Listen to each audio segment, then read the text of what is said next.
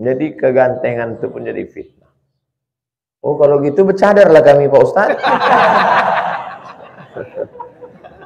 Bukan saya suruh kalian yang udah ganteng nih bercadar. Jadi maksudnya Pak Ustadz berhelm lah. Jangan muka kalian tuh muka PHP, memberi harapan palsu. Mentang-mentang ganteng semua diiyakan, bercakap lemah lembut.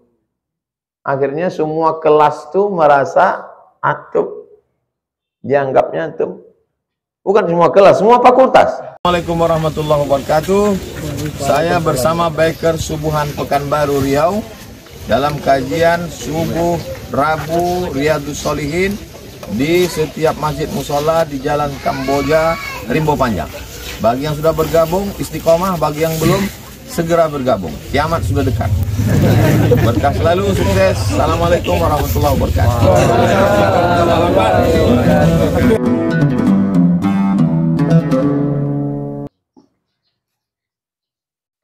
Ini sering terjadi kepada saya. Bagaimana sikap kita terhadap tamu yang ketika masuk waktu sholat masih asik ngobrol.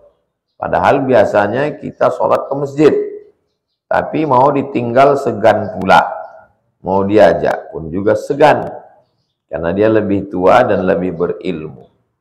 Nah, kalau dia lebih tua, itulah kesempatan kita. Pak, Bapak kan tak lama lagi mati, Pak. Ayo kita sholat, sudah azan tuh Pak. Tak mungkinlah kami ngomong gitu Pak Ustadz, sakitlah hati dia. Ini kan direkam ini. Nah, kalian potong. Pura-pura apa buat nada panggil. Bapak kan udah tua Pak. Astagfirullah. Siapa pula nyetel handphone? Nah. Pokoknya kalau antum khawatir disalahkan orang, salahkan aja saya. Ini ceramah Ustaz Somad. Ayyadiyallahu bika rajulan wahidan. Satu orang dapat hidayah karena engkau, khairum min humurin na'am. Lebih baik daripada kau memiliki seekor unta yang merah. Dalam riwayat lain, khairum minad dunya wa ma fiha. Lebih baik daripada dunia dan seisi. Jadi, ya omongkan aja. Kalau udah azan pula. Apalah muazzin nih azan-azan pula dia. Mengganggu kita aja. Ayo kita datangi dia. Ayo kita hamuk muazzin tuh. Supaya berhenti dia azan nih. Datang ke masjid. Segera datang ke masjid. Habis itu dia merajuk pulang. Tak apa-apa. Banyak tamu lain lagi. Karena dia lebih tua dan dia lebih berilmu. Misalnya dia ustadz. Ustadz apa itu? Seharusnya dialah yang mengajak. Mungkin ustadz tua sih mengajak orang tak pernah dia kena ajak. Nah, itulah kesempatan antum ngajak. Ustadz, sholat berjamaah ya Ustadz. Ustadz kan sering ngajak orang kan Ustadz. Mestinya Ustadz ngajak saya. Masa saya pula ngajak Ustadz? Dalam hatinya dia marah. Tapi nanti pas jam 2 malam dia berpikir, betul juga. Karena egonya dia mendiamkan antum. Dia tersinggung. Ya tak apa-apa. Tak peduli kita sama orang. Yang penting Allah tak marah sama kita. Ini mewakili kawan Pak Ustadz. Dan serahlah mau mewakili siapa. Ketika kami sudah ikut kajian Riyadhus Shalihin sama Ustadz, langsung mengikuti kajian yang lain secara online. Lalu kita menyampaikan ulang kajian tersebut di majelis. Bisakah kami mengaku sebagai murid Ustadz Abdul Somad? Atau kami mengatakan Ustadz Abdul Somad itu guru kami? Berapa kali pertemuan baru diakui murid?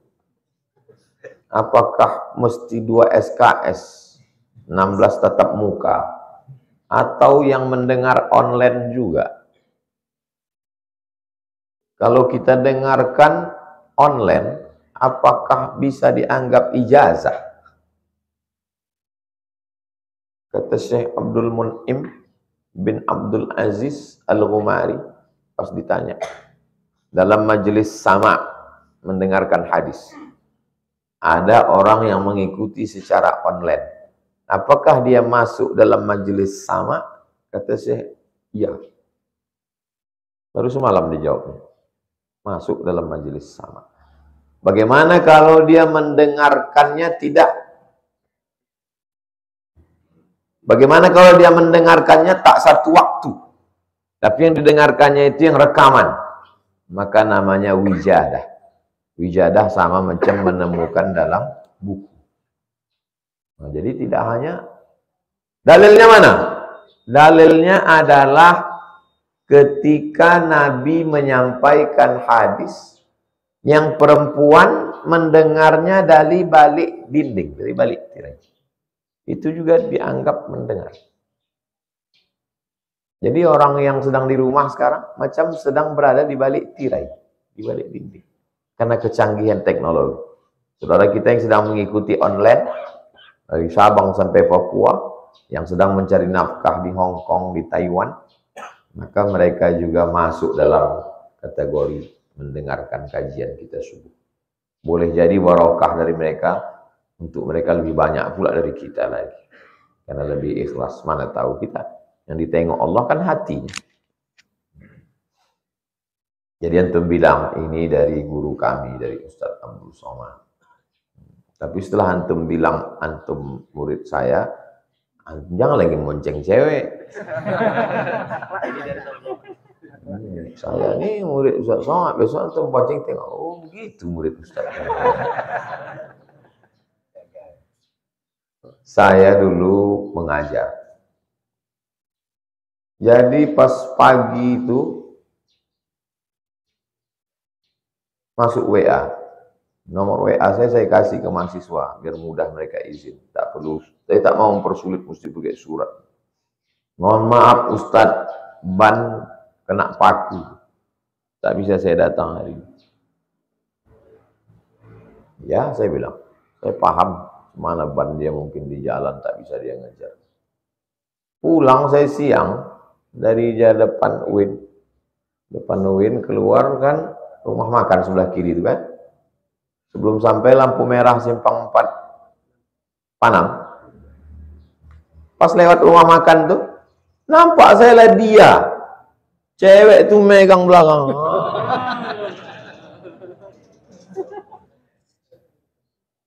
Istighfar saya, astagfirullah. Saya istighfar bukan menengok itu, istighfar pada Allah. Kenapa lah mesti Allah tunjukkan ke saya? Kalau seandainya lewat aja sikit aja, dia lebih cepat sikit atau saya terlambat sikit, kan tak nampak saya itu kan. Nampak saya. Saya rekam sampai berhenti di lampu merah. Pas masuk besok di kelas tak sampai hati saya nengok mukanya. Mau menunjukkan diri, kau nih kan. Dibohonginya saya, itulah namanya dibohongi bulat-bulat itu loh. Ada mahasiswa begitu. Ingat saya mukanya, namanya tak ingat. Ketika masbuk, apakah harus rukuk sempurna bersama imam baru terhitung rakaatnya? Antum masuk ke dalam masjid, antum takbiratul ihram dulu. Jangan karena mau mengejar imam ruku, antum langsung ruku. Allahu Akbar, lupa takbiratul ihram. Allahu Akbar. Allahu Akbar. Dapat antum 1 kali tasbih, udah terhitung ruku. Karena minimal tumakninah itu 1 tasbih. Allahu Akbar. Subhana rabbiyal azim. Sependek-pendek bacaan tasbih, subhana rabbiyal azimi, subhana rabbiyal azimi. Dapat ruku. Tapi pas antum masuk dia sami Allah. Yang pula antum batuk biar supaya imam itu lambat. Mentang-mentang antum donatur tunggal di situ. Asal masuk.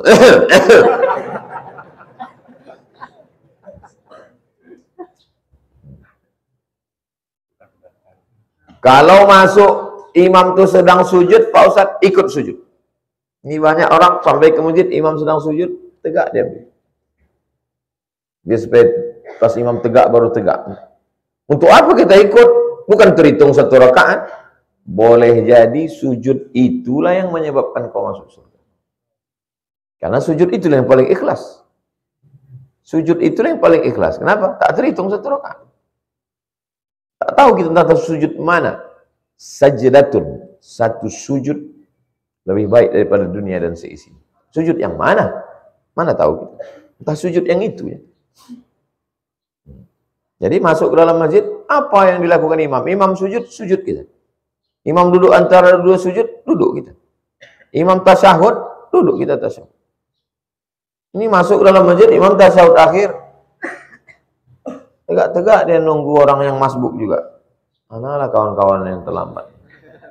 Imam tasyahud akhir, takbiratul ihram, duduk ikut sama imam.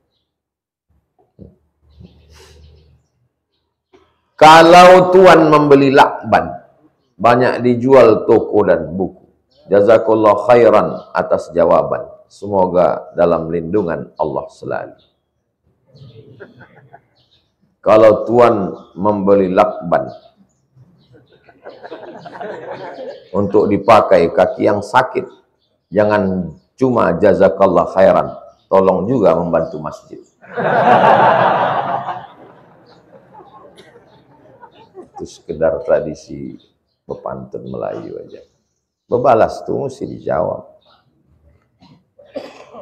Kalau tuan pergi ke keramat, jangan lupa membeli katun. Kalau ustadz memang hebat, tolong ustadz jawab pantun. Menyiram bunga yang sedang layu. Bunga layu tumbuh di atas. Kalau memang kau orang Melayu, jangan berpantun menengok kertas. Sewaktu-waktu saya memberikan kontak perempuan kepada teman saya yang laki-laki. Tidak lama dari itu mereka pun pacaran. Dan saya menyesal sampai sekarang. Karena merasa menjadi jembatan untuk mereka bermaksiat. Bagaimana pandangan Ustadz? Apakah dosa pacaran mereka perbuat? Saya ikut dapat dosanya. Man dalla ala khairin falahu mislu ajri fa'ilihi. Siapa yang menunjukkan perbuatan baik, dia dapat macam pahala orang yang melakukannya. Mafhum mukhalafahnya, yang berbedanya dari sini, maka menunjukkan perbuatan jahat juga dapat dosa. Man sanna fil islami sunnatan hasanatan. Siapa yang mengajarkan tradisi yang baik, falahu ajruha, dia dapat pahalanya. Maka yang menunjukkan sunnatan sayyi'atan, falahu wizruha, dia dapat. Jadi macam mana supaya putus keran dosa jariah ini? Kontak dia balik. Bilang sama dia, kau udah nikah perempuan, udah 3 anak kami, katanya. Yang lalu-lalu itu istighfar lah. Ada kau dulu bawa dia jalan makan bakso. Tak terceritakan lagi, kata dia. Mudah-mudahan diampunkan Allah. Dosaku pun juga mudah-mudahan diampunkan Allah. Tapi kalau dia belum nikah, suruh dia nikah. Kasih tahu sama perempuan itu. Udah berapa lama kalian pacaran? Udah 5 tahun. Sejak aku kasih nomor dulu. Tak nikah-nikah, tidak. Nasib kau macam kue roti. Dibuka, dijilat, dicelupin, nggak dimakan-makan. Rugi perempuan. Jangan mau kalian pacaran. Saya punya penyakit, mohon maaf, penyakit ambeien. Jadi selalu susah untuk buang air besar. Dan kadang-kadang berdarah. Bagi yang belum kena, banyak makan buah, kates, pisang, minum air. Jangan makan yang kesat-kesat. Yang kesat-kesat, salak, yang pahit-pahit. Makanya kalau kita mencret, makan yang kesat-kesat, yang pahit-pahit. Salak, pucuk jambu kelutuk, yang pahit-pahit. Berhenti dia. Jadi antum mesti seimbang makan buah. Jangan makan yang terlalu pedas-pedas. Berlebihan. Pedas itu juga tak bagus bagi saluran pencernaan. Saya ingin umroh bareng Ustadz dan saya sudah daftar. Insya Allah berangkat tanggal 4 Oktober bulan depan. Jadi awal Oktober itu nanti ada 2 kali Rabu saya tak masuk karena sedang umroh. Yang ingin saya tanyakan, bagaimana hukumnya pakai celana dalam yang tidak berjahit untuk antisipasi untuk saya sendiri. Pakai pampers untuk orang dewasa. Pampers itu kain yang memang dicetak. Kalaupun ada jahit-jahitannya, itu masuk dalam kategori ad-darurat tubihul mahzurat. Yang darurat membolehkan yang terlarang. Ad-daruratu tuqaddaru biqadriha. Yang darurat ada kadarnya. Kadarnya kapan? Kadarnya sampai tahallul. Habis itu nanti. Kalau dia mengalami pendarahan dan lain sebagainya, boleh dipakainya lagi. Nah, jadi ada pampers untuk orang dewasa, cari di toko-toko. Apakah kegantengan seorang laki-laki bisa menjadi fitnah bagi wanita? Sekarang bukan cuma bagi wanita, bagi laki-laki juga. Karena selera orang udah berubah sekarang. Makanya antum balik dari sini, beli kemiri, dibakar untuk menumbuhkan kumis dan janggut. Karena kalau antum tak berkumis, tak berjanggut, nanti banyak orang berselera menengok antum. Sebagaimana fitnah seorang wanita bagi laki-laki. Wa qala niswatun fil madinati imra'atul azizi turawidu fataha. Surat Yusuf. Wa qala niswatun fil madinati, perempuan-perempuan di kota. Apa kata perempuan itu? Imra'atul azizi turawidu fataha. Zulaikha sudah jatuh cinta kepada anak muda yang tinggal di rumahnya, Yusuf. Jadi rupanya dari dulu grup WA mak-mak ini memang udah. Zulaikha tak mau jadi korban sendiri. Kalian pikir enak jadi aku ini, kata Zulaikha. Diundangnya perempuan-perempuan itu. Kalian yang selalu menggosipi aku, besok datang kalian ke rumah, biar ku jumpa kalian Yusuf. Habis itu dikasihnya satu orang pisau sama buah. Setelah itu suruhnya Yusuf keluar. Pas Yusuf keluar, qata'na aydiyahunna. Kalau qata'a memotong, dalam ayat itu bukan qata'a, qata'na, memotong-motong. Tuh potong-potong tangan itu sampai tak terasa. Waktu menengok Yusuf keluar, apa kata mereka? Ma hadza illa malakun karim. This is an angel. An angel, malaikat ini, bukan manusia. Apa kata Zulaikha? Itu yang ku tahankan tiap hari. Kalian baru sekali aja potong-potong, aku tiap hari menengok itu. Mana tahan, kata dia. Jadi kegantengan itu pun jadi fitnah. Oh, kalau gitu bercadarlah kami, Pak Ustaz. Bukan saya suruh kalian yang muda-muda ganteng nih bercadar. Jadi maksudnya Pak Ustaz berhelm lah. Jangan muka kalian tuh muka PHP. Memberi harapan palsu. Mentang-mentang ganteng semua diiyakan, bercakap lemah lembut. Akhirnya semua kelas tuh merasa antum, dianggapnya antum. Bukan semua kelas, semua fakultas. Dari mulai fakultas ekonomi, sampai dakwah, sampai pertanian, perikanan, sampai bukan buat semua fakultas, semua dari mulai kampus UIN, kampus UIR, UNRI. Antum biasa-biasa aja. Kalau ngomong sama orang, sama kawan, sama siswi biasa aja. Jadi kita rapat panitia nanti sore, ya rapat. Ya lemah lembut. Kita rapat ya. Nah, jadi disangkanya orang, banyak orang kecewa. Masalah antum sudah sesuai dengan syariat Islam, lalu ada orang yang berbuat salah, itu bukan salah kita lagi. Sama macam antum buka rumah makan, jual nasi. Datang orang membeli nasi, antum dimakannya, bertenaga dia. Setelah bertenaga, merampok dia. Lalu pas di akhirat ditanya perampok, kenapa kau merampok? Karena aku bertenaga. Kenapa kau bertenaga? Karena aku makan ketupek gulai paku dari warungnya tadi. Tidak antum dapat dosa gara-gara itu, karena itu bukan urusan antum. Antum menjual yang halal. Memang wajah itu ciptaan Allah. Tidak mesti setelah ini antum beli air raksa siramkan ke muka. Daripada ini jadi fitnah, ku hancurkan aja. Penting antum sesuai dengan syariat Islam, tidak menjual harga diri, tidak memberikan harapan-harapan, tidak kecicilan, tak ramah, tak tentu arah. Maka insya Allah kegantengan itu jadi nikmat. Kalau antum ganteng, antum sholat, antum sopan, antum baik, itu jadi dakwah juga. Apa kata kawan-kawan antum yang lain? Tengok sih itu. Udah ganteng, kaya, sholat lagi. Kau udah hitam, tak sembahyang, belum masuk neraka udah hitam. Nah, jadi kalau antum ganteng, antum jadi iklan untuk Islam ini. Banyak kawan-kawan saya yang ganteng-ganteng itu jadi iklan untuk Islam.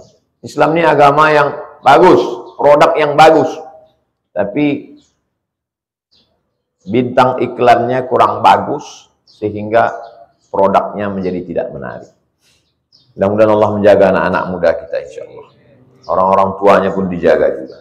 Kan berarti anak muda ini didoakan orang tua ini sudah selamat. Saya pernah ceramah di satu tempat di Riau ini. Tak usahlah sebut namanya. Ustadz, tolong Ustadz ceramahkan nanti, kata Pak tokoh masyarakat, tentang kejahatan orang tua. Lain ini permintaannya. Apa maksud Bapak kejahatan orang tua? Orang tua di kampung ini Pak Ustadz, asal habis menakik gotah, sama manen sawit, pergi orang tua ke kota, habis itu orang tua masuk ke diskotik. Tak pernah Bapak tanya, pernah saya tanya, kenapa kalian ke diskotik habis manen sawit sama panen gotah? Kami muda dulu susah. Waktu muda dulu susah, tak ada duit. Sekarang sudah tua inilah ada duit. Inilah kesempatan kami menikmati hidup. Mau nikah lagi takut sama bini. Paksalah kami begini. Saya gas lah di situ ceramah. Jadi rupanya ada kejahatan orang tua. Makin diskotik, menengok diskotik, cewek-cewek cantik itu meniti air liu. Balik ke rumah menengok bini meniti air matuk. Itulah pentingnya ibu-ibu juga memakai skincare. Bukan untuk laki orang, untuk laki ibu. Ibu berbedak, ibu berlipstik, ibu mengecat rambut warna pink. Tapi untuk bapak tuh bukan untuk orang. Ini banyak sekarang perempuan bersolek untuk laki orang. Berbedak dia berlipstik untuk laki orang. Kalau pas di rumah 3 gendangnya. Kalau tak mak lampir sendiri bolong nyiblorong. Nah, bapak-bapak ini juga motor itu memang tidak baru, tapi sering diservis, didempul, catnya diperbaiki. Mungkin senyum. Mudah-mudahan Allah selalu memberikan yang baik-baik untuk kita insyaallah. Ala hadhihi niyah ini terakhir bulan Safar. Habis nanti Maulid. Kita ada Maulid Arba'in dengan Habib Muhammad. Keliling Maulid. Satu malam saya minta untuk Az-Zahra. Nanti di-share kapan. Ala hadhihi niyah wa kulli niyatin shalihah. Al-Fatihah. A'udzubillahi minasyaitonir rajim. Bismillahirrahmanirrahim. Alhamdulillahirabbil alamin arrahmanir rahim maliki yaumiddin iyyaka na'budu wa iyyaka nasta'in. Ihdinas siratal mustaqim. Shiratal ladzina an'amta 'alaihim ghairil maghdubi 'alaihim waladdallin. Amin. Allahumma shalli ala sayyidina Muhammad wa ala ali sayyidina Muhammad. Assalamu alayka ya Rasulullah. La tad'a lana fi maqamina hadza dhanban illa ghafartah. Ampunkan dosa kami ya Allah. Wala aiban illa satartah. Tutupi aib cacat kami ya Allah. Wala musafiran illa wasaltah. Yang musafir sampaikan ke tujuan dengan selamat. Wala maridan illa syafaitah. Yang sakit-sakit angkat penyakitnya. Wala mayyitan illa rahimtah. Yang meninggal dunia lapangkan kuburnya.